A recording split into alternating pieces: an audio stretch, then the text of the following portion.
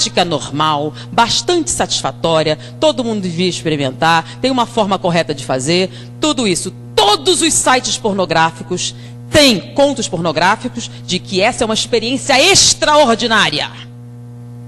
Que as mulheres gostam muito, têm medo de fazer, mas se fizer vão adorar. E que os homens vão achar o máximo. Tudo isso está escrito. Se vocês forem agora para uma banca de jornal e comprarem, vão encontrar isso, tá bom?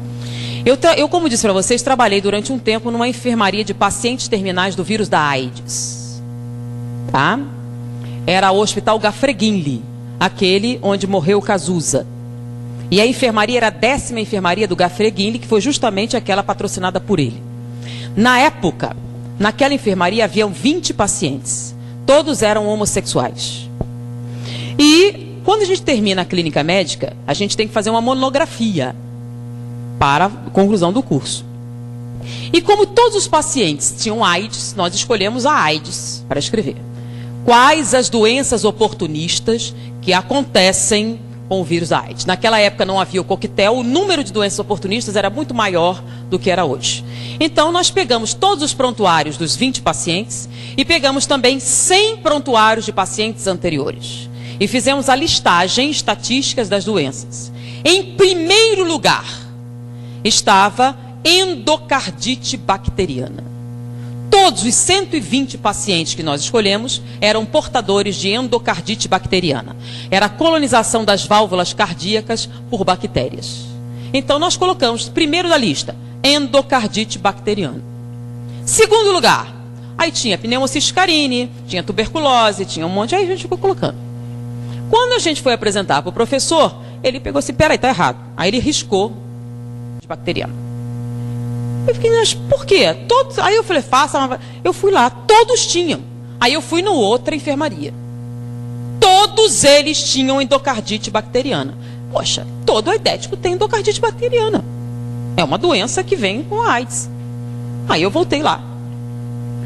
Bom, todo paciente imunodeprimido produz inicialmente endocardite bacteriana. Ele disse, não. Disse, mas todos os nossos pacientes têm. Ele disse, mandou ir noutra enfermaria com pacientes terminais, com câncer e outras doenças degenerativas. Nenhum deles tinha endocardite bacteriana. Todos estavam imunodeprimidos. Eu fui na área imunológica. Nenhum paciente imunodeprimido tinha endocardite bacteriana. Bom, endocardite bacteriana não é uma complicação daqueles imunodeprimidos. Então é o quê? Aí esse professor me explicou os fatos da vida, não de maneira tão agradável como vou fazer para vocês, né? Então ele me explicou que isto não era decorrente da AIDS, era decorrente do sexo anal. Como assim?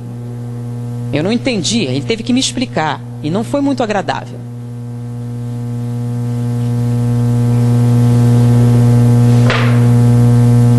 Essa aqui é a vagina feminina, o útero, o ovário.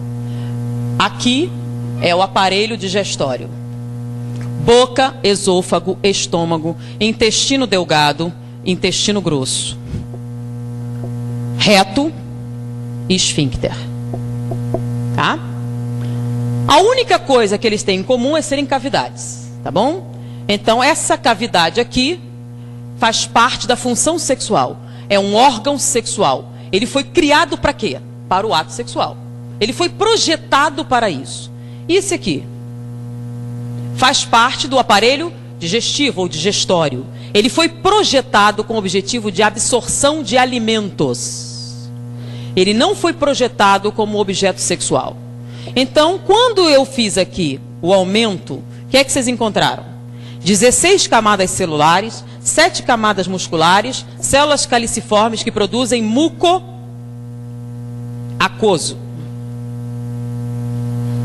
Vamos fazer a mesma coisa aqui.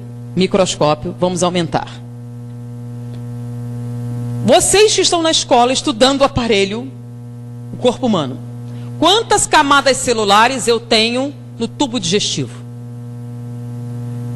Uma. Células colunares, assim. Uma camada com células ciliares no topo. Tecido conjuntivo embaixo. tá?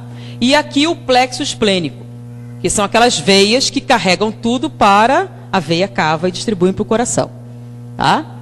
Eu tenho células caliciformes também, que produzem muco, mas não produzem muco aquoso, produzem muco seroso, com S. O muco seroso tem por função proteger o tubo digestivo dos ácidos estomacais. Quando você faz autópsia, você tem que usar todo um aparato para que você não tenha queimaduras graves com os ácidos estomacais. Se você enfiar seu braço sem proteção no estômago de um cadáver recente, você vai perdê-lo. As queimaduras serão muito intensas. Porque, lembram que o que acontece com um bife mastigado no estômago? Vira líquido. É ácido. E bife é carne. É um pedaço de bife do seu braço, naquele ácido vai virar líquido. Então, os ácidos estomacais são altamente corrosivos. Por que não corrói seu estômago? Porque você tem, quando você faz endoscopia, uma camada brilhante que protege o estômago dos ácidos. É o muco seroso. O muco seroso, além de proteger dos ácidos, ele aumenta o atrito. Porque se o alimento passar muito depressa, o que acontece? Diarreia e você morre. Então o alimento tem que passar devagar para que você possa absorver os nutrientes, né? Você absorve os açúcares, as proteínas, as substâncias, as vitaminas.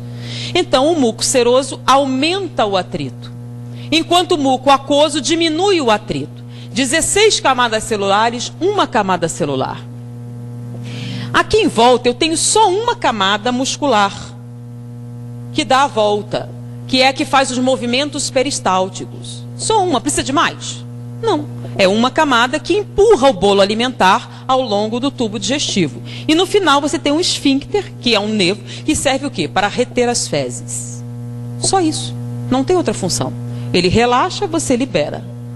Então, quando você compara os dois, tem comparação possível? Não. Então, quando você atrita aqui, não tem nenhum problema. Quando atrita aqui, o que acontece? O que acontece no ato sexual? Atrito. Intenso. Quando você atrita, se você for fazer uma cirurgia e correr o risco de abrir o intestino, qual a preparação pré-operatória? Vocês não são tudo criancinha, né? Tem uma noção. Você não pode entrar na internet. Você vai tomar um comprimido laxante para eliminar o máximo de fezes. Você vai tomar antibióticos para matar as bactérias. Você vai fazer uma lavagem intestinal até a água sair limpa. E a última lavagem é com antibióticos. Porque se cortar e essas bactérias entrarem com o meio interno, você vai morrer de septicemia. Então eles vão limpar tudo. Durante o sexo anal, você faz lavagem intestinal antes? Não. Então é um ambiente altamente contaminado.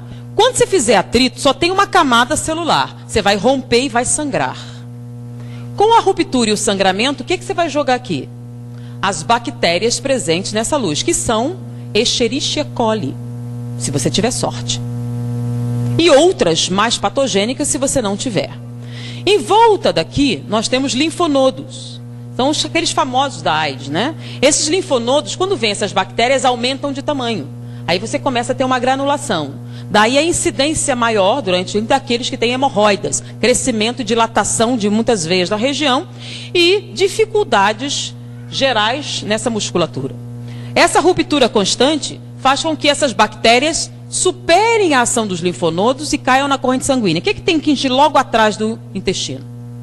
O intestino absorve os nutrientes, certo? E depois você tem que espalhar ele para o corpo. Então o plexo esplênico cai aonde? Veia cava. E a veia cava vai para onde?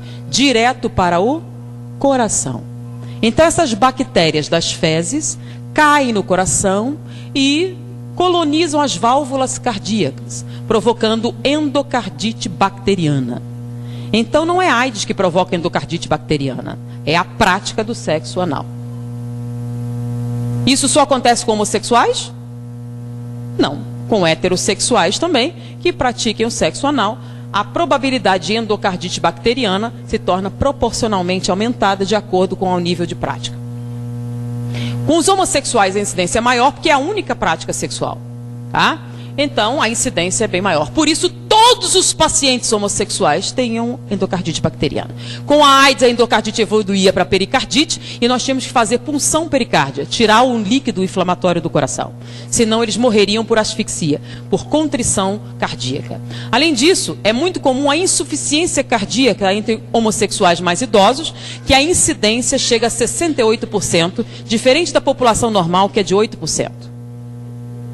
Além disso, essa lesão constante provoca alteração da morfologia dessas células, provocando displasia. Displasia rima com neoplasia. A incidência de câncer retal na população é de 3 a 4%. Entre os homossexuais chega a 32%. Então há uma relação direta com a prática do sexo anal e com a incidência de câncer retal.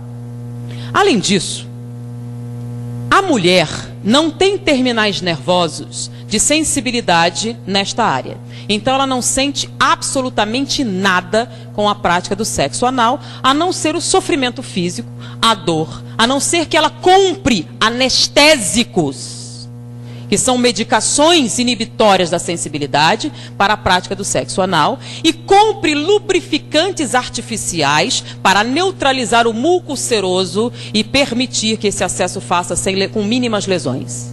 Então, sem lubrificantes artificiais, sem anestésicos para limitar a dor, é uma prática dolorosa, humilhante, violadora. Sendo que ela tem um órgão próprio para isso. Por que um homem teria que submetê-la a esse tipo de atividade se não fosse por sadismo?